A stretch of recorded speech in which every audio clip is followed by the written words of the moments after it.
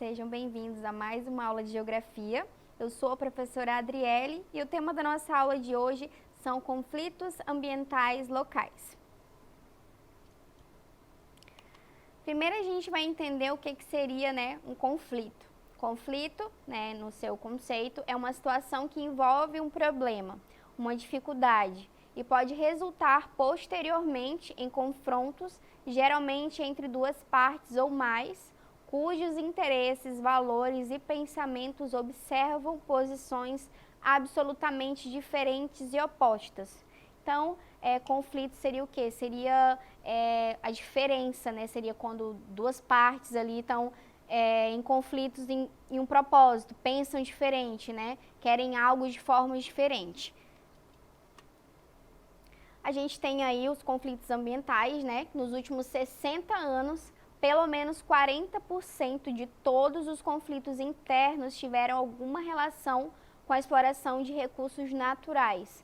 Estes produtos podem ser valiosos, como madeira, diamantes, ouro e petróleo, mas também ser recursos escassos, como a água e terras férteis. Então, a gente tem aí dentro desses conflitos ambientais, a gente tem a disputa por recursos naturais, por madeira, por diamantes, por ouro, petróleo, são importantes recursos aí para a economia, de um país, de um estado, por exemplo. E também tem os mais escassos, que são a água, e as terras férteis. A gente pode citar aí como um grande conflito ambiental a questão do desmatamento, nas TIs, que são as terras indígenas. Nessa notícia aqui do G1, do Jornal Nacional, a gente pode observar que teve um grande aumento, aumento do desmatamento em terras indígenas, segundo os estudos que foram feitos. Foram destruídos cerca de 42.679 hectares em 2019, quase 2 vezes o tamanho da cidade do Recife. Imagina aí o tanto, de terra que não foi destruída. 80% a mais na comparação, com o ano anterior, que seria o ano de 2018. A terra Yanomami, em Roraima, ela teve 8 registros de povos isolados. O estudo ele denuncia que lá há uma invasão de 20 mil garimpeiros ilegais em busca de ouro. Então, o que a gente pode observar aqui desse conflito, nas terras indígenas? Que as pessoas, especificamente ali os garimpeiros, eles invadem as terras, que são ali protegidas, terras pertencentes, a grupos indígenas, em busca de extrair ouro, extrair recursos minerais. Isso faz o quê? Com que muitos indígenas, com muitos índios sejam dizimados, aconteçam conflitos, confrontos, Então, é um grande problema aí presente há muito tempo, Em 2019, uma área muito extensa comparada ali na pesquisa ao tamanho da cidade de Recife, Teve ali grande parte ali da floresta ali destruída. A mineração ilegal em terras indígenas, ou áreas protegidas. A incidência de garimpo ilegal na Amazônia, especialmente em territórios indígenas e áreas naturais protegidas, tem crescido exponencialmente nos últimos anos, com o aumento do preço do ouro. A Venezuela é campeã de pontos de garimpo ilegal. Depois vem o Brasil, Equador e o Peru. Na Colômbia e Bolívia, as unidades de análise foram os rios, razão pela qual não aparecem quantificados como pontos.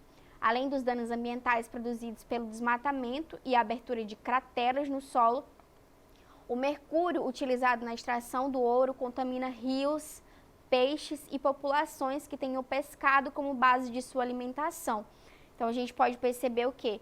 Que essa extração ilegal, essa mineração, ela prejudica muito não só o ambiente, não só o solo, mas também as pessoas, que povoam aquele local, as pessoas que moram, que habitam ali. Porque se o mercúrio, que é utilizado na extração ali do ouro, ele contamina os rios, o que vai acontecer com a população? Não vai ter uma água ali que possa utilizar para alimentação, ali para fazer uma comida, por exemplo, Os peixes vão ser contaminados, então não vai dar para poder consumir esses peixes, ou até mesmo vão morrer, não vai ter como utilizar para o consumo, né, e acaba prejudicando, né, a população que depende, né, dessa preservação, que depende da utilização do rio e do peixe, por exemplo, como base de alimento. A mineração, a gente tem aqui um outro caso, né, de mineração ilegal, questão de corrupção, desmatamento, violência e contaminação provocados pelo garimpo. Os institutos Escolhas e Igarapé divulgaram importantes estudos sobre a exploração do ouro na Amazônia. Os resultados desses trabalhos mostram corrupção, desmatamento, violência, contaminação de rios e destruição de vidas, sobretudo de população indígenas. Para começar, a área coberta por pedidos de pesquisa para mineração dentro de terras indígenas e unidades de conservação é de cerca de 6,2 milhões de hectares, o que corresponde a 2 países como a Bélgica ou 40 cidades como São Paulo. Imagina aí, 40 São Paulo seria o tamanho dessa área. Deste total, 6,2 milhões de hectares, 3,8 estão dentro das unidades de conservação e 2,4 dentro de terras indígenas. A gente pode observar aí na imagem, né? É uma imagem que foi tirada em uma foto aérea, né? De um sobrevoo em maio de 2020 em Roraima. O Greenpeace, ele registrou uma invasão de garimpeiros na terra indígena Yanomami, tá? Essa imagem aí, ela é de Chico Batata, tá? A imagem do Greenpeace. O que a gente pode observar aí? A degradação dessa terra, né? Fora os conflitos, como diz a notícia, né? Houve o quê? Houve desmatamento, houve violência, o rio ali na imagem a gente pode observar totalmente contaminado, né? Destruição de famílias, destruição de vidas, né? Especificamente aí, né? Os indígenas, né? Famílias, povos indígenas. Um outro conflito, né, saindo aí dessa perspectiva das invasões, né, das terras indígenas, né, a gente tem os conflitos locais pelo acesso ou pelo uso da água, né, que é bem escasso em determinados locais. No Brasil, os conflitos pela escassez de água, ligada às metrópoles ou semiáridos, são os casos mais emblemáticos. São Paulo, Campinas, Recife e Brasília apresentam situações complexas e que demandam esforços técnicos e de gestão, além de mais pesquisas científicas para que possam conhecer os processos de reposição da água, bem como os sujeitos e seus interesses no uso da água em cada caso. No semiárido, a transposição do Rio São Francisco foi um projeto muito polêmico, alvo de muita crítica e cujo resultado não soluciona o problema das populações vulneráveis a estiagens prolongadas. A gente tem aí, né, a imagem desse projeto de transposição do Rio São Francisco, tá? Que gerou o quê? Muitos conflitos, né? Esse projeto, ele foi muito polêmico, né? Muito criticado, porque era para ser algo benéfico, né, para a população, para a sociedade, mas não foi, né? Ocasionou aí muitos problemas, ocasionou estiagens prolongadas, né? Regiões aí que teria ali o uso da água, né? Acesso a rios. Com esse projeto de transposição, desviou o curso do rio. Então, o que aconteceu, né? Muitas pessoas ficaram, né, sem acesso à água, né? As estiagens ficaram presas ali, aquelas estiagens que foram bem prolongadas. O Brasil é o terceiro potencial hidrelétrico do mundo, cerca de 10% desse total, 60% está na Amazônia. Entretanto, ainda existem conflitos pelo acesso e posse de água no país. Isso é o que aponta o relatório Conflitos no Campo, com dados de 2015, feito pela Comissão Pastoral da Terra, a CPT. De acordo com o estudo, foram registradas 135 ocorrências de conflitos por água envolvendo 42.337 famílias. Em 2014, né, que seria o ano anterior, foram registradas 127 ocorrências. No relatório consta que 70% da água potável do mundo vão para o agronegócio e 4% para o consumo humano. Enquanto o agronegócio utiliza à vontade, né, a água, centenas de pessoas não têm acesso a ela para beber ou cultivar hortas caseiras, por exemplo.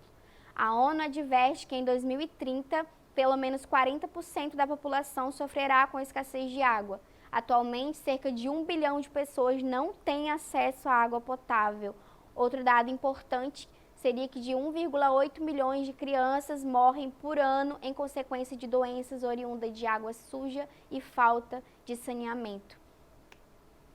Então, se a gente for observar esse conflito aí, né, relacionado ao mau uso da água ou a escassez de água, né, ele é muito assim impactante. Imagina aí que tem bilhões de pessoas, né, como diz ali na notícia, cerca de 1 bilhão de pessoas não têm acesso à água potável, não têm acesso à água limpa para próprio consumo, né, enquanto ali o agronegócio, né, as grandes fazendas aí que tem aí a agricultura, né, como atividade econômica, usa cerca de 70% da água do mundo, né? E 4% apenas seria para o consumo das pessoas, né? Então, isso aí é uma polêmica bem grande. Tá? Agora a gente vai para o nosso exercitando, né? Para a nossa primeira questão, para saber se vocês compreenderam o assunto da aula de hoje.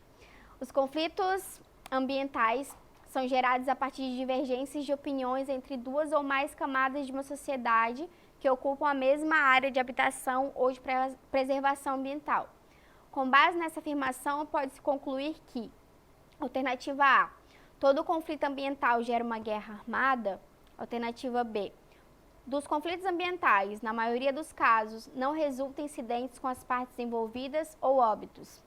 Alternativa C, os conflitos ambientais estão associados a interesses econômicos e, em certos casos, há registros de perseguições, torturas e mortes.